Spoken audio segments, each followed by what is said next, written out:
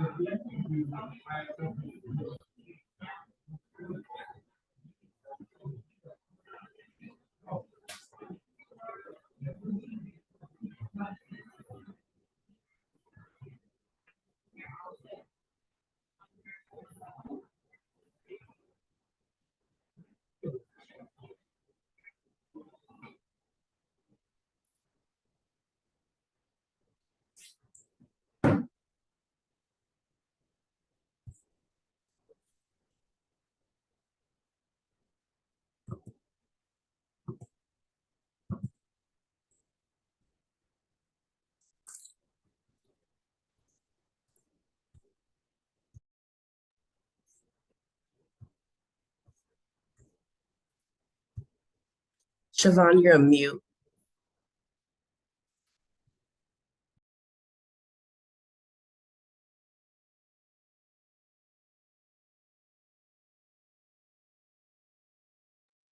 Thank you, Gemini. I don't know what's going on with this today, but I'll start all over again. So thank you everyone for joining us today. This will be a step-by-step workshop on how to fill out the Office of Supplier Diversity's certification application. So hopefully most of you or all of you will have the printed application, or you have it up on your computer screen using Microsoft Edge. That's the best browser to use. That way you're able to fill out the form and type it without having to use Adobe. So I'm going to, oh, thank you, Gemini. I was going to put the link in the Q&A. Is anyone else having trouble using the link that's in the chat?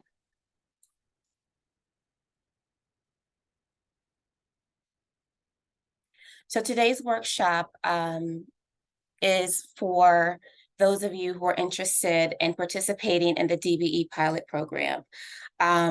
This program was established as a result of the disparity study done with the state. And as we know, didn't tell us anything that we didn't already know, is that we need to do more for our diverse business population. Also, what's important about this DBE pilot program is that there will be participation goals that will be established for our minority and women-owned businesses. And so in order to calculate these goals, what they're going to use is they're going to use our certification databases to find out the availability of the vendors we have in our state. And so therefore, we want to get as many businesses actually certified so that you're included in the count. And I'm going to pause one moment because it looks like the chat function is disabled. So let me go ahead and fix this really quickly. 1 second.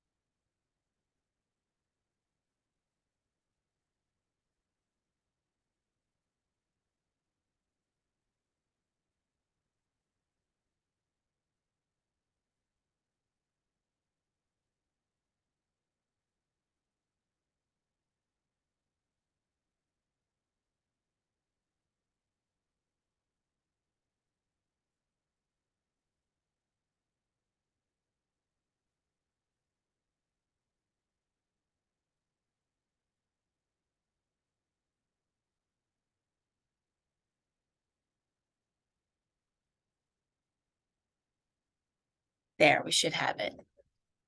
Okay. So again, if you have any questions as we follow along, please put your questions in the Q&A. Gemini Cornish, she is my colleague here at the Delaware Division of Small Business. She will help us go through the questions. So just a little bit about the Office of Supplier Diversity. Our mission is to expand economic opportunities for our diverse business population and our small business population. And we do this through a number of ways. We connect you with local and regional resource partners. We help you compete in your efforts in obtaining a state contract. We work with the contracting unit and co-hosting a vendor day training event, which teaches vendors actually how to do business with the state and understanding the state procurement process. But our key service is that we do provide the state of Delaware certification for diverse business enterprises and our small business enterprises. So as you can see here, there are two separate enterprises, two separate certifications. For diverse businesses, it's inclusive of minorities, women, veterans, service-disabled veterans, and individuals with a disability. Our small business focus certification is based solely on the size of your business and is race and gender neutral. So here are some of the benefits of being certified. The number one benefit is that you are listed on our certified directory. It's used by mostly all of our state agencies, private companies, construction companies looking for subcontractors. A lot of our large corporations use it, Christiana Care, Corteva. So it's a great way to get some free marketing for your diverse business. For today's purposes, I will say that the great benefit is that we are counting you in the participation goals. So we don't have that many mechanisms to count how many diverse businesses we have in our state. And so it's just great to know that we have these businesses out here and that we can calculate you in the data. And that helps us make program decisions, policy decisions that are useful for our diverse business population.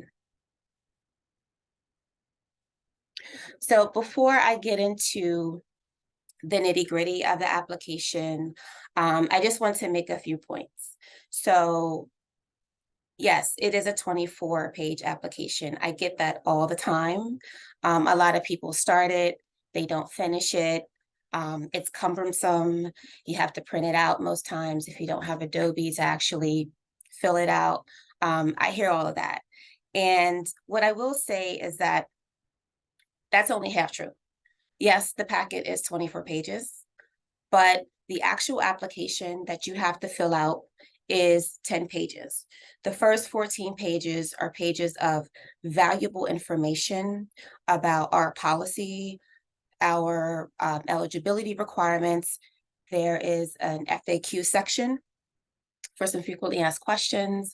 And there's two checklists that are very important because we do require you to submit supporting documents with your application. So there's a checklist for your business documents, and there's also a checklist to help you identify which documents we need to help verify your diversity status. So once that's done and you review and all that, then the application starts, right? And so that leaves you with 10 pages. 2 of those pages, optional. You don't even have to fill out the information. It's nice to know that information, but you don't have to fill it out. So that really only leaves you with 8 pages to fill out. And the reason why we're using the OSD certification process to get everyone certified for the DBE pilot program is because it is less cumbersome than the Del.DBE. It's a federal program. Del.DBE program is federal. So there's a lot more information that's required. There's financial information that's required. For our DBE, or diverse business enterprise, we don't even require you to submit financial paperwork. That's just solely for our small business, and we'll get into that later. So just wanted to kind of make that point, is that yes, the application packet can be huge. However, it details a lot of important information. And what we're going to do today is we're going to go through that. So the first part of the presentation, I'll go through our policies and our eligibility requirements so that you can understand what certification is about. We'll pause for questions solely for that portion, and then we'll go into actually working through the application. We'll go through each section step by step. We'll pause to see if there are any questions on each section. And then during that pause, you can take the time out to actually fill out that section if you choose to do so. Some of the sections may require you to really fill out additional information, think about it, come back to it. So you might not be able to finish it today, but at least by the end of today's session, you will have, the fillable application nearly complete so that you can submit it on time. And what I do also want to note is in order for you to be certified and calculated into the DBE participation goals, we will need your application by March 31st. That's a heavy lift. That's a little more than 2 weeks away. So that's why we're really putting on this step-by-step interactive presentation today to help you submit your application and to submit a complete application. Because if we get an application that's not complete, then that prolongs the process because we have to reach back out to you, let you know what's missing. So today, I'm glad that you're here so you can kind of get all the information, and that way you can submit a complete package. Okay, so we'll start with our eligibility requirements and knowing what is certification and who can be certified. So certification is different than self-identification, right? So most of you, if you've gone to the one-stop portal to either renew your business license or to obtain your business license, you will see like a diversity status question pop up. And that question really asks, are you a minority? Are you a woman? Are you a veteran, etc.? That's self-identifying, right? So you can identify, say, hey, yes, I'm a minority. I own my business. Great. Certification takes it a step further. Okay. Certification actually has different, other elements that require, you to meet in order to be certified. And then there's a vetting process attached to it. And so for purposes of our diverse business certification, we require a for-profit business to be 51% or more owned, controlled, and actively managed by a U.S. citizen or permanent resident who is a member of one of these groups. So we have women. Our minority designation is specific to race and ethnicity. As you can see here, our veterans, service-disabled veterans, and our individuals with a disability. Now, if you have a business with more than one owner, each owner must be a part of that group.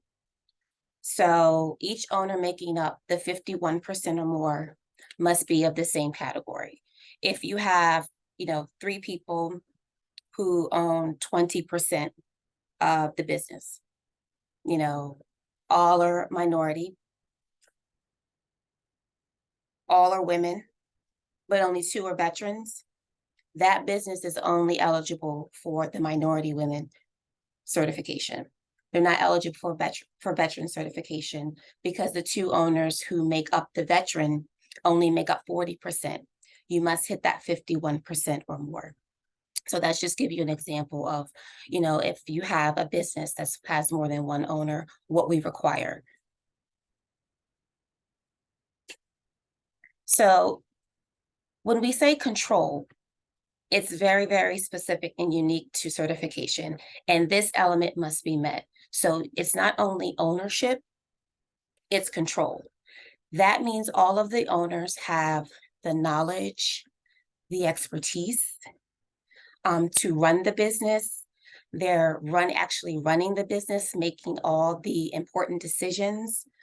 They actually hold the highest titles, the positions in the business: CEO, president, vice president.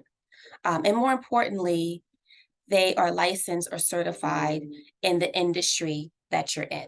So if you are, electrician, you have to be licensed to be an electrician, you know, pharmacist, nurses, doctors, attorneys, so on. You get it. Those professions that require industry licensing or industry certifications, all of the owners must hold those licenses. We do certify out of state businesses. However, you must be certified in your home state or through one of the national certifying agencies first before you can seek certification in Delaware. The home state certification must be a state level certification, not a city within the state. So that's important. I see that all the time. Now, this is really important.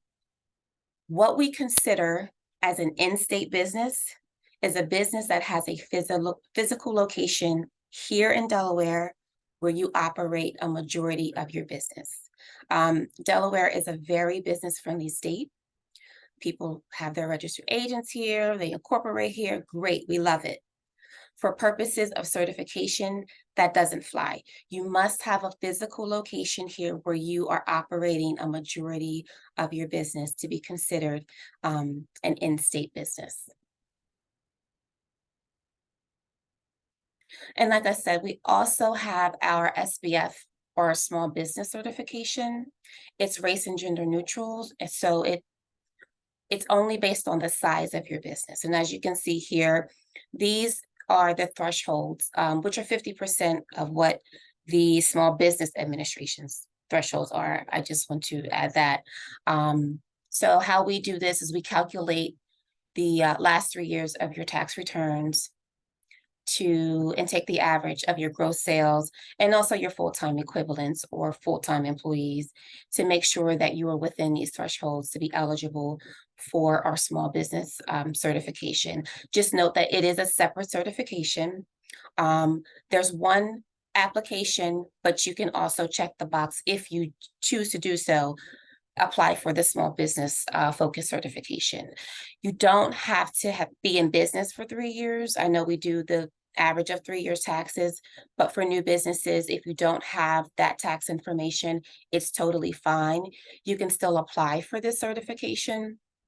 So that's available as well. Now, what I will say is for those of you who are applying and want to make sure that you have your application in before the 31st. If this part takes too much time, don't worry about it.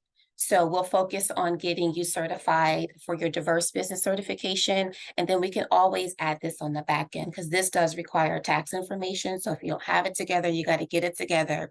Don't worry about it. We can do that at another time. So these are the most two important pieces in the beginning of the application packet. And we'll go through these later on when we get to the actual application. But page 12 is a checklist, a very important checklist of all the business documents we will need to verify the information in your application. I get a lot of applications with just the packet filled out and that's it, no supporting documents. That type of application is ruled incomplete because we have to verify the information that you place in your application. Page 13 is the document, shows a list of the documents that we will require for you to verify your diversity status. What I will say is that on the checklist, when you look at it, it does say if requested by OSD. If you are a Native American, a veteran, or individual with disability, you can believe that we will request a document. So you might as well put those documents in there. We do require the tribal card for a Native American and disability status. We don't need to know your disability or what the disability is, but the disability paperwork, you have to submit that to us. And I'm going to say this, it has to be on official medical office letterhead. it can't be just a Word document typed up. That's not going to fly. So if you have, maybe something from your medical doctor, Department of Health and Social Services, we will accept that. And same with our veterans. Usually we'll get a DD 214 or maybe something from the VA, just verifying your status. Okay, so I'm going to pause there because that brings us to the end of our eligibility requirements and see if anyone has any questions about it. Gemini, do we have any questions about that section? Yes, one question. Could you repeat the date of the deadline for the application? Yes, so applications are due by March 31st. Okay, and next one is how or where do I get this application packet from? Our website. So I will go back. I put the email address here. That'll take you to the OSD website where you can find the certification application. The business.delaware.gov/OSD/certify.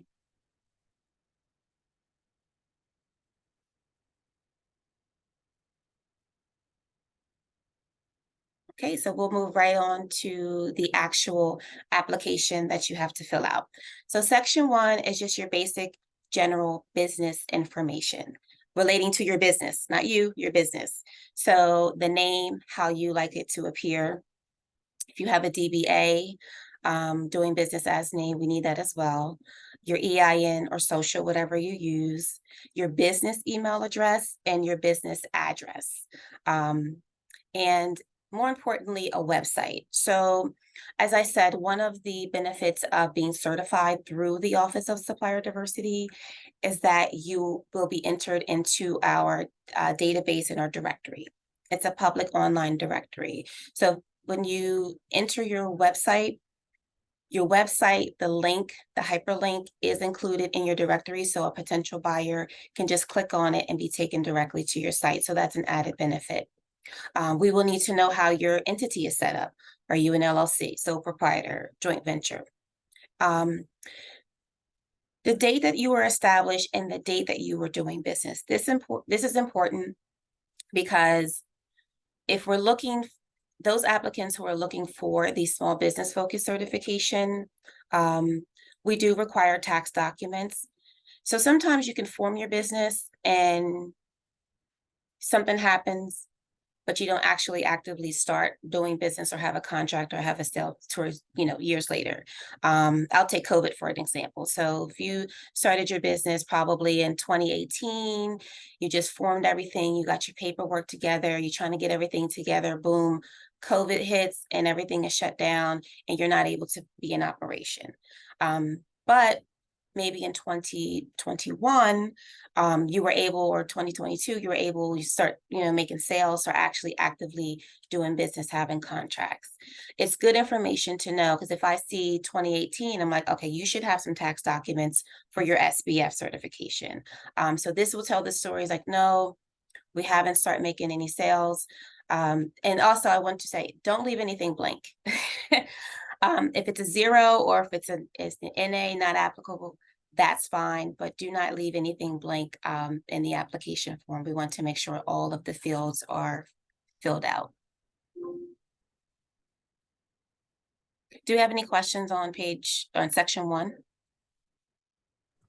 We do have a question. It says, can you apply as both a small business and minority business? Absolutely. Yep. This is a dual application. So wherever you see, so in the bottom of this one, you can see small business, check that box. And then additionally, it's going to ask you at the end on the affidavit page, which is page 24, check that box as well. And I also want to note that even though we're on this section, the section doesn't correlate to what page it is in the application. So if you look at the top right-hand corner, it just tells you which page in the application we're on for this section. So it's easier for you to follow. Okay, so page 2 is about the owners seeking diversity status. If you have more than one owner, seeking diversity status, making up that 51% or more, we will need a separate page for each owner. So sometimes I'll see, 33.3 slash, 33.3 slash, and then under name, it's like 3 different names. We won't accept that. We need a separate page for each owner. So each owner must submit their title information, their home address information, their separate email information, and then their separate, diversity delegation information down at the bottom.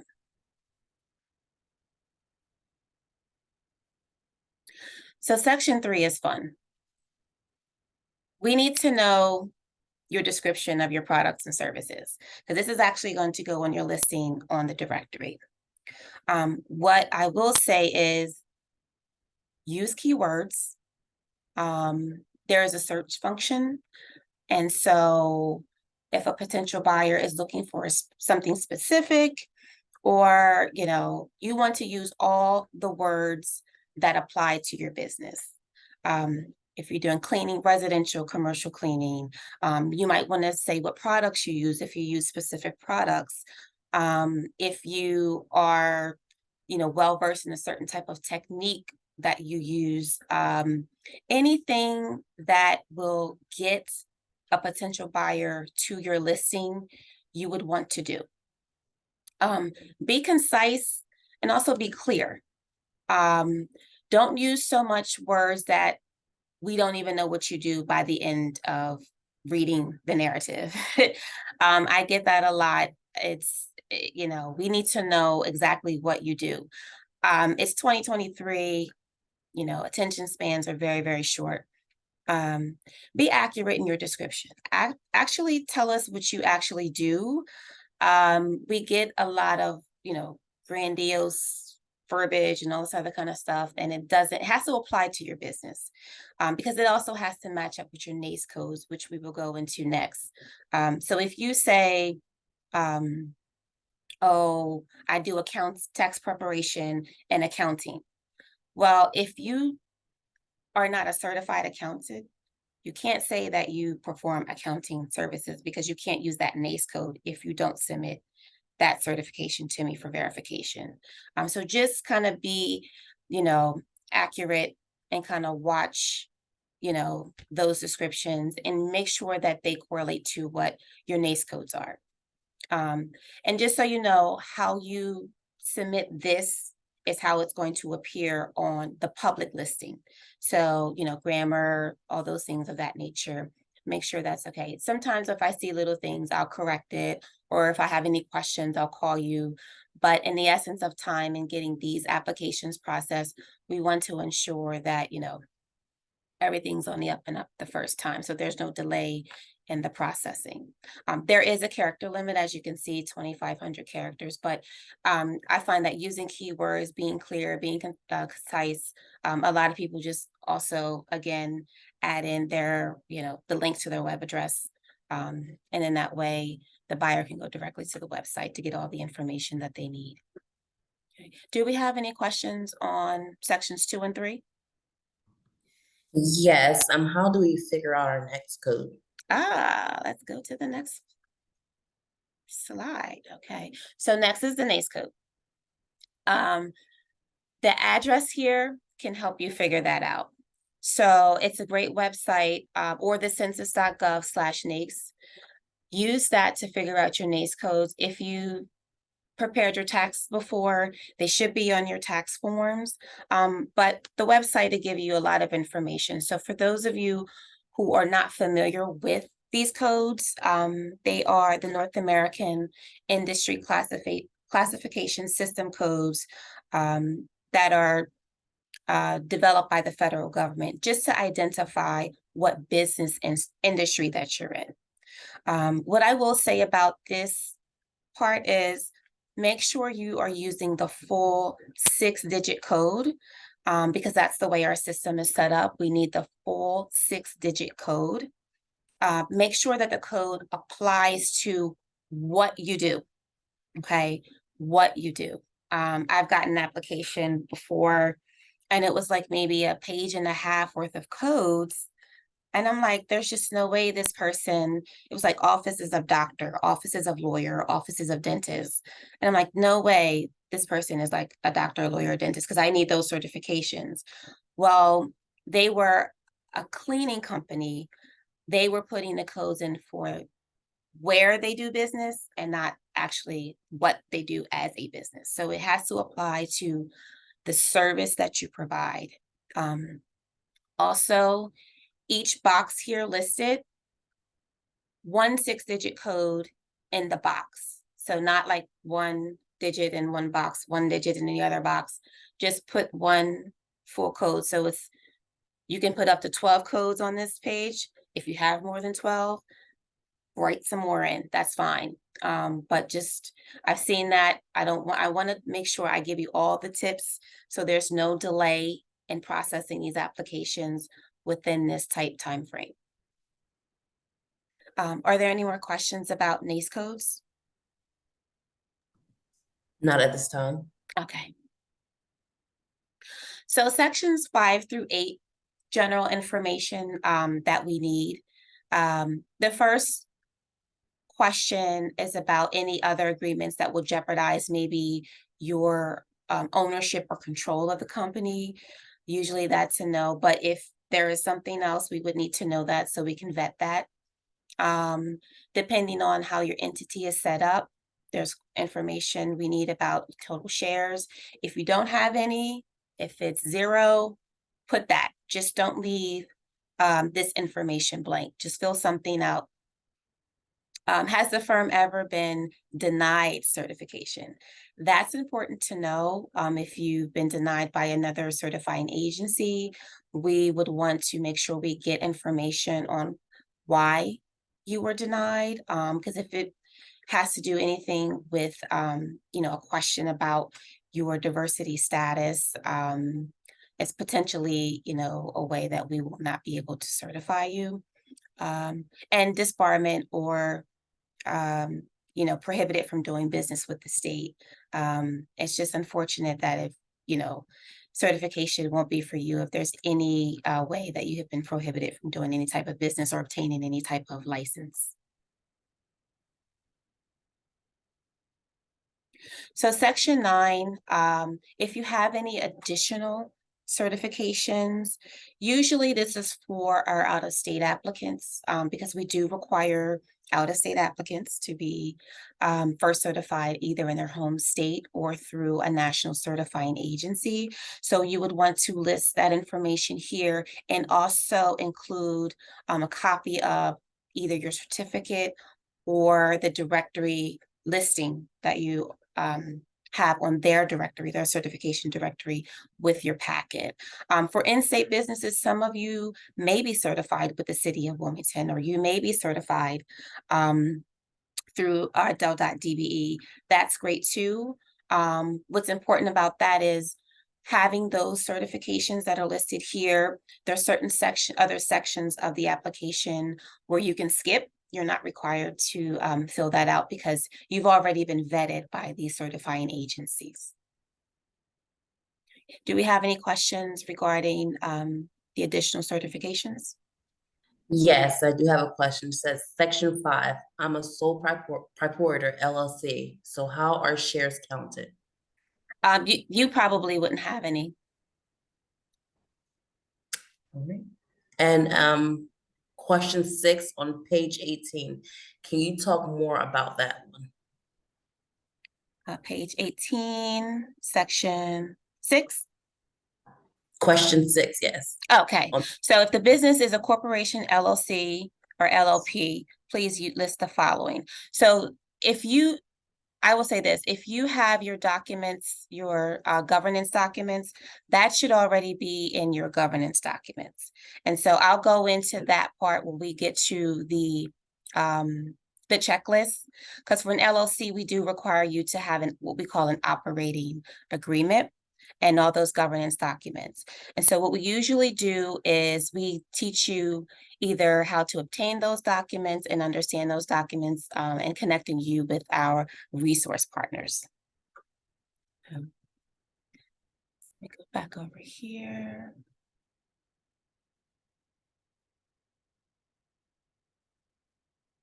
Okay, where was that? Okay, section 10 and 11. Diverse business status and industry. So this basically, again, what are you applying for? You're applying for the small business, what's your diversity status, and what type of business industry are you in? I will say this, if you check the licensed professional services, that's automatically telling me that you have submitted your license or your certification for whatever industry you're in. So I get a lot of people check that box. Maybe we need to be more clear, but they're in an industry that doesn't require them to have a specific license. But if you check that box, make sure that you are submitting your certifications or your license for that particular industry that you're in. So here's section 12. I get the most questions about this page. So I'll go through this very slowly. So this is how we determine control. Because again, the owner seeking certification has to have knowledge, the expertise. They have to actively be managing the business. Basically, they have to know how to run the business. And so this is telling us, okay, what do you do and how much time do you spend on it and who does it? So if you go down the tasks that we have here, so these are just normal business tasks, right? Who makes financial decisions? And how much of those decisions are made by that person out of 100%. So each box in the percentage of time column should be out of 100%. So not the total column totaling 100%. So if you are in business and you have a partner and it's like 50-50, sometimes I do the financial decisions, sometimes they do it. Okay, both of your names there, 50-50, and then your race and ethnicity. If you're just a sole business owner and you do it all, great. Fill out the top part. You don't have to write everything in. You can just do the lines down. I've seen that. It's okay. But just do that. Don't leave everything else blank. Just arrow it out. But that's how we determine control. Sometimes if there's a question, maybe you only do 5% of one thing, but you do like 80% of the other stuff. That's fine. We're not going to have a big question about it, but we just want to know, okay, why is that? Why don't you do the other 85%? Who does it? Are they a member of one of the diverse categories? So that's essentially what this section tells us. Do you have control of the business? Are there any questions about section 12? Not section 12, but we do have a follow-up question from the sole proprietor, and they want to know how is question 6A, 6B answered if I have no shares? 0. So you can put 0, or if you're not one of these business entities, you can just put NA. If you're just a sole proprietor, you're not a corporation, you're not an LLC, you're not an LLP, just put NA because it doesn't apply to your business.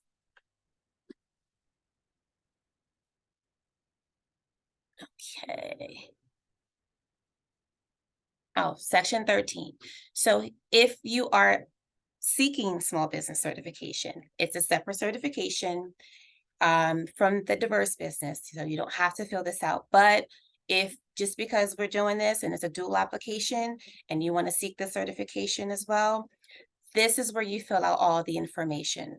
So we do require you to fill out all the boxes. Even if you're a new business and you don't have this information, just go ahead and zero everything out. But this helps us determine whether or not you're eligible for the small business focus certification. And we do this by taking the last 3 years of your tax information, your gross sales, you can find that directly from your taxes, and then your FTEs. So FTE is full-time equivalent. So we need to know how many full-time employees you have. if you only employ part-time people or part-time employees, you can use this guide down at the bottom, and it essentially tells you how to calculate, them and make them one full-time employee. So you have 3 full-time employees, you know, who work a certain, or 7 full part-time employees who work a certain amount of hours. How many hours do they work? Formulate that calculation, and it'll tell you how many of those part-time employees make up one full-time employee. If you don't have that information, it's fine. You're still eligible to apply for it. Just make sure that when you fill this out, that you just zero out all of the boxes, because we don't want to leave anything blank. And again, in the essence of time, if it's takes up too much time to even find your tax documents, to get those together, don't worry about it. We'll focus on the diverse business certification, and then we can go back at a later date and we can always add this information in. Any questions on our small business focus? No questions. Okay. So like I said, there's 2 pages of optional information, right? You don't have to fill this out. It's, we like to know how you learned about the Office of Supplier Diversity. We'd like to know if you've done business with the state of Delaware and have been on state contract. It's good information for us to know, but you don't have to fill this information out. So these are sections 14 through 17 on pages 22 and 23. So that leaves us to the most important page of the application, which is the affidavit. This has to be completely filled out, and it does have to be notarized. I still get people who call me to say, we're in COVID, does it need to be notarized? Yes, COVID still exists, but we're outside. So you can find a notary at the bank, a lot of the government buildings. I work in a government building. There's notaries here, the courthouse. It does require notarization because this is attesting that you are who you say you are. I circled this little paragraph right here. I don't know what people miss that section.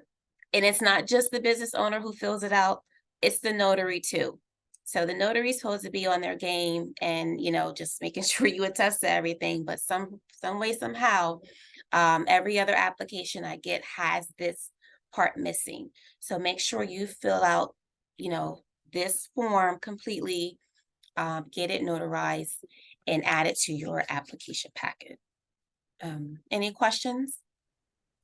We do have a question about section 13. Okay. It says, what about if you use subcontractors for work? Subcontractors, and you're paying them as W-2 and they're employees of your company? You probably, if you issue them a W-2 for your company, that's what you want to do. If not, then they wouldn't be added into there. So if you subcontract work out, but they are a 1099, no. So hopefully that answers your question.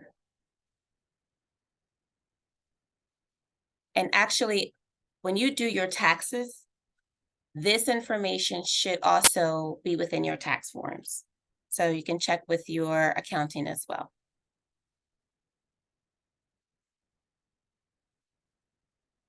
Any more questions? No further questions. Okay. So let's see, if you got your application packet together, you filled everything out, you've left no box unchecked, you have your affidavit completely filled out, you have your affidavit notarized, the next step is getting your supporting documents. You are not done yet. That means your application is incomplete. So you want to take a look at the checklist on page 12 that's provided to see which supporting documents you have or you need to submit with your application. So the best way to do this is really to look at your entity and how it's set up. So I'll pick on the LLCs real quick. So for an LLC, you need all of this. Now, I get a lot of flack because we do require you to submit an operating agreement. Yes, even if you're a sole member operator, you need to submit an operating agreement.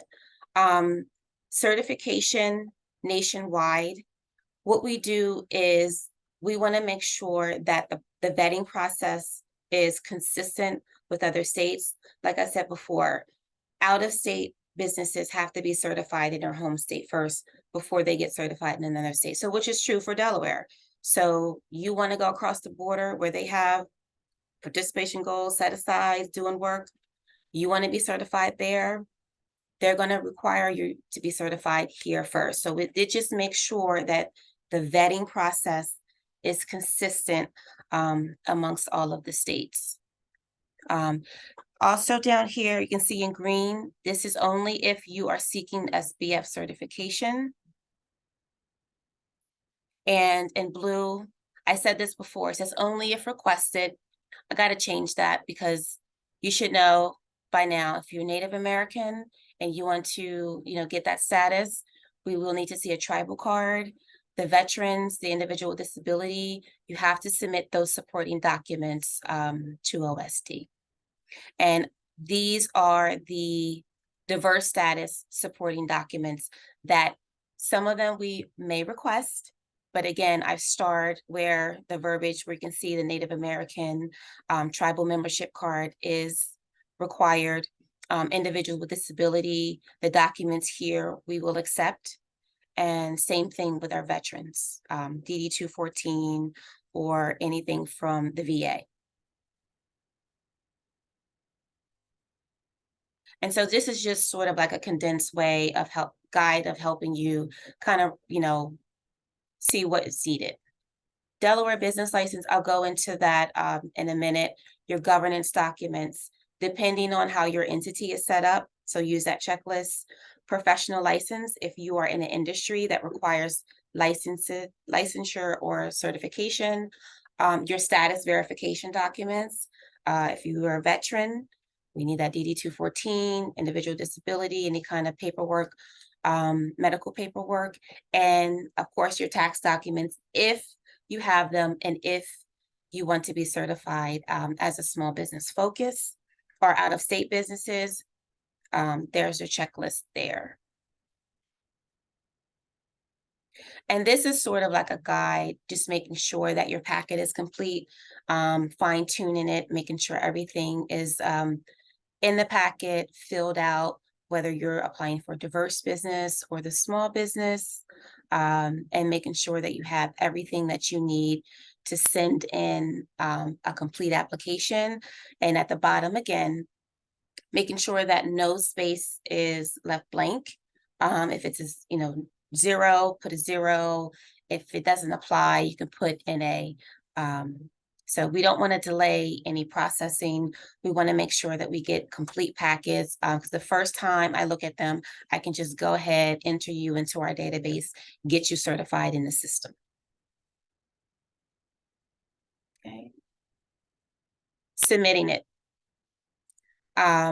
Email is the best way. It's the fastest way. It's the safest way. So to the OSD general mailbox, osd@delaware.gov. Prefer to have the attachments in PDF format. That would be great. You can fax it. The fax goes directly to my email. So it's just like emailing it to me. It does say mail in the application, but in the essence of time, I wouldn't trust it. We don't get mail on a regular basis here at the office. It's not checked on a regular basis. So I think if you want to, you can drop it off. We do have a Wilmington location. I'm in Wilmington at the Carvel State Building. There is a Dover office, the Division of Small Business Dover office. Gemini is in our Dover office. So if you need to drop your application off to Dover, please send it to Gemini's attention. and she'll make sure that she will get it to me. But please don't mail them. The safest way is just to email them. Do we have any more questions? Yes, we do have a few questions. If we can revisit section 16, it says, how many years has your company been conducting business with you as the owner? And they want to know, is this from LLC filing date or from the actual start of the running of the business? How many years has your company been conducting business as you as owner from the day that you start conducting business? Okay, and we have the question again. Can you repeat the deadline for the application? March 31st. So we need all the applications in by March 31st to make sure that we get you certified and part of the database when MGT uses that to establish those participation goals. We want to ensure that we have all of the businesses that we know are here that are available to do the work, willing to do the work, and capable of doing the work. Okay, and last question is, will these slides be made available? Yes, I will email them to everyone. I will send them to the address, the email address that you used to register for today's webinar. So be on the lookout for that.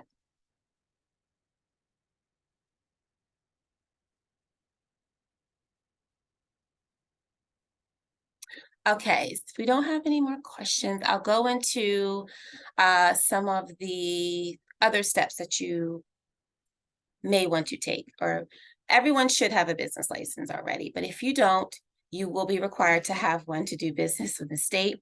The one-stop portal is your way of obtaining your business license and then also renewing your business license. So here's the information of going on One Stop.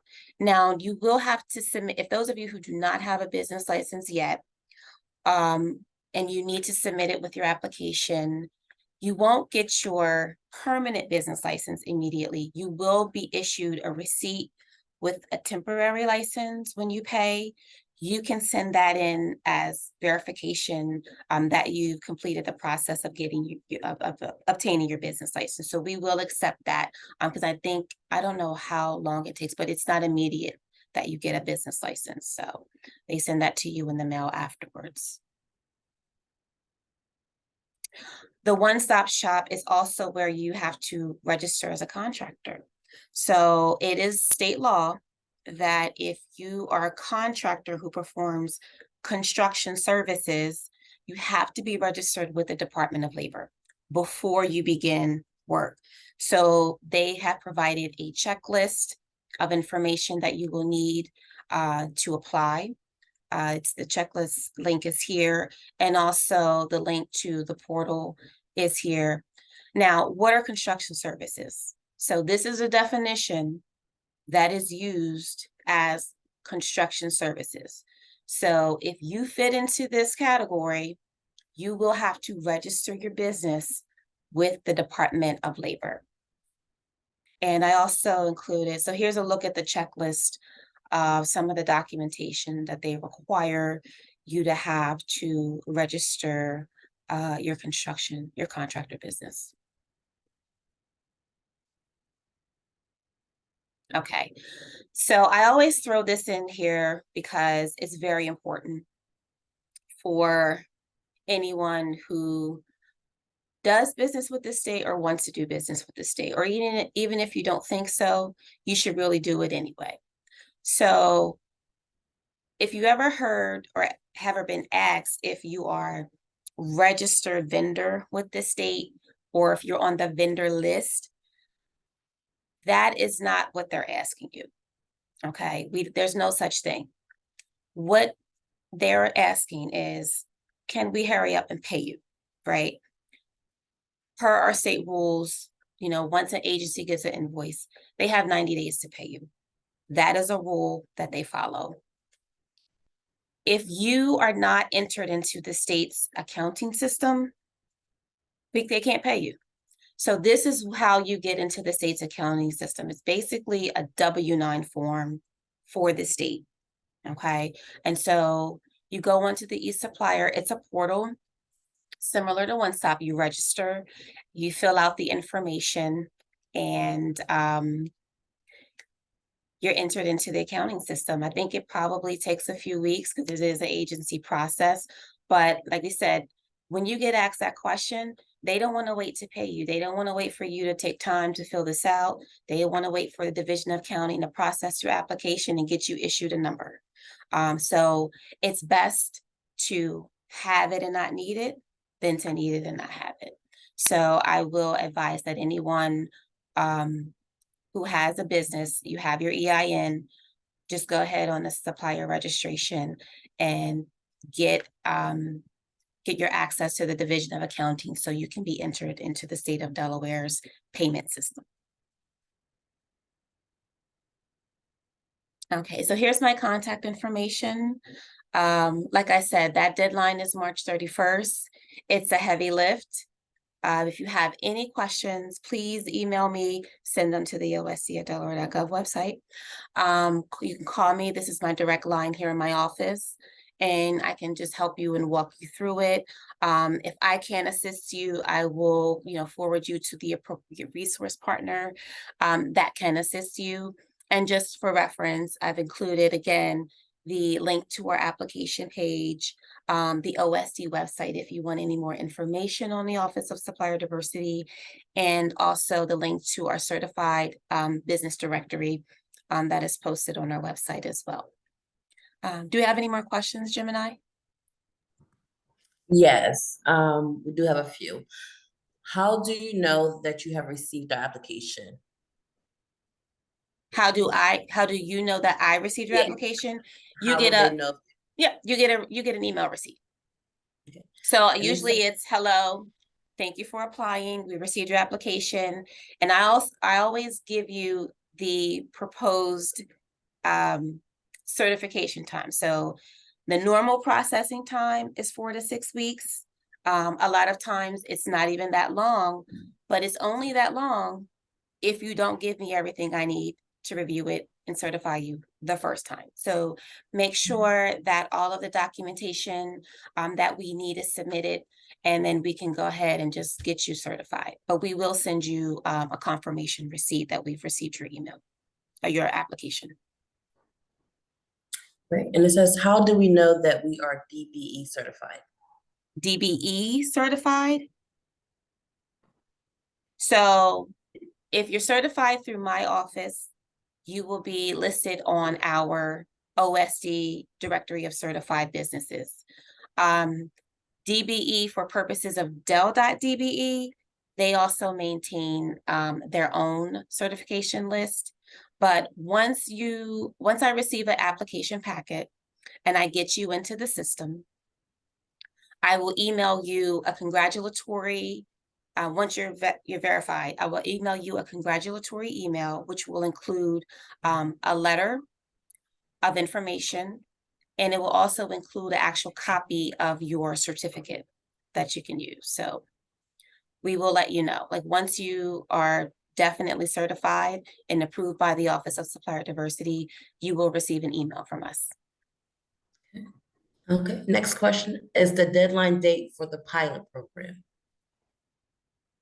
The deadline date is for the pilot program's participation goal. So MGT, who was the vendor that did our disparity study, they have to create these participation goals for this DBE pilot program, which is being done by the Office of Management and Budget. And so these goals have to be set by a certain period of time. It is suggested that it will be in early to mid-April. So we have to make sure that we get as many diverse businesses certified in the state to be included in that calculation. Because the more they say, not only who we have here, but what they do. That's why the NACE codes are important as well. So if we want to set these goals and meet these goals, we have to make sure that we have the availability of all of the businesses that are here. They're only going to use the information from the certified directory. So if you're already certified through OSD or Dell.DBE, you're good, you're included. But those who are not, we want to make sure that we know that you're out there so we can get these goals set to have a successful pilot program so that we can continue to do programming that is beneficial to our minority and women-owned businesses here. Okay, last question asks, if you're not certified in another state prior to March 31st, can you still submit the application? If it's being processed in another state or federally, can you submit the DBE application? Well, it's not going to be complete because you have to submit your certification from the other state. So essentially, it's going to be an incomplete application. If you are out of state business, unfortunately, hopefully, you can get certified in that jurisdiction before March 31st. But if it's unlikely, you don't make this deadline. That's all for the questions. Okay.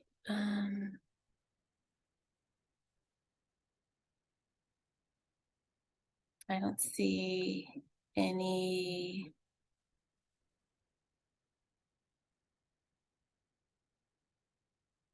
I'm just checking the chat just in case there's anything in here that I need to.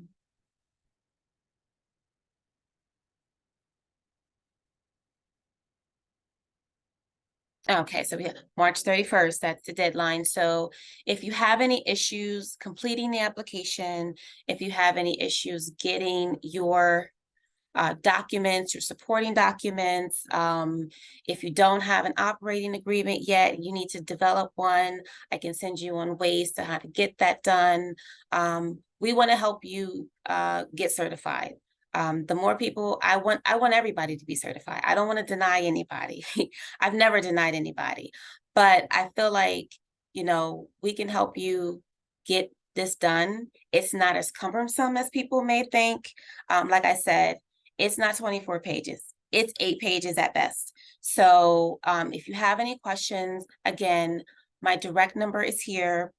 You can email me however you want to do it. If you want to bring in your application, drop it off at my office. It's great. If I'm here, I'll go through it with you to make sure I have everything I need. And that's another thing. If there are items that are missing, you will know. I will email you and let you know exactly what I need to get this application complete and into our system. So don't worry, we can work through it together. So if we don't, do we have any more questions, Gemini? I'm not sure if you read this one in the chat, and it just says, can we emphasize that they need to turn it in before March 31st in case it is not complete? Yes, yes. March 31st, please send it in before that date. If there's information, like I said, if there's information that is missing, I will reach out to you immediately to let you know that I need your documentation. And we can get you all certified.